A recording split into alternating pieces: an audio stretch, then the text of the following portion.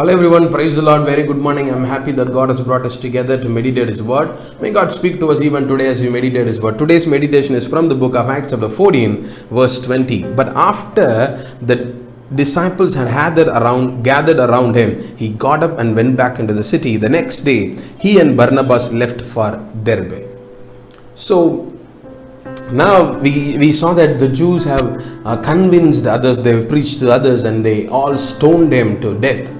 And they thought he is dead, and that's how they stoned him. They thought he is dead, and they left him and went. And as they went, the Bible very clearly says, Apostle Paul, he got up and went into the city. The very next day, he went to some other city to preach the gospel. My favorite character in the Bible is Job. Then secondly, about preaching the truth, my favorite character is Apostle Paul. And this is the incident I love about Apostle Paul. The previous day he's been stoned, and the people who stoned him thought he is dead. That is how they have stoned him. Vigorously they have stoned him. They thought it is finished for him. But the very next day he got up and went into the city. The very next day he went to some other city. My dear brothers and sisters, that is the kind of life God is expecting from us.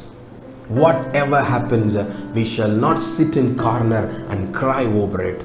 He was not sit in this house or some of the disciples' house and told them, I am very sick, I am broken. See, there are wounds, there is bleeding, this place is bleeding, this wound is bleeding, I have pain here and it is paining in my leg.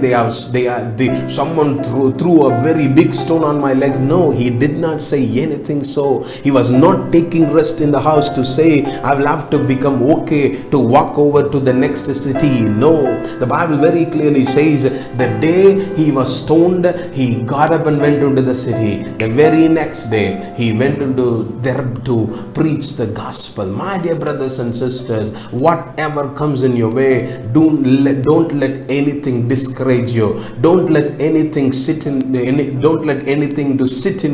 make you to sit in a corner and make you inability to anything for Christ.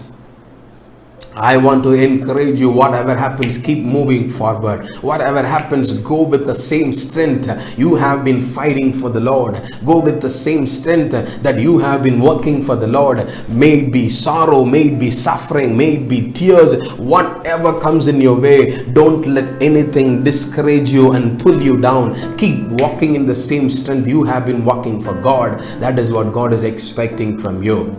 Don't let anything keep you away from God, because God wants us to march forward whatever comes in our way. Amen.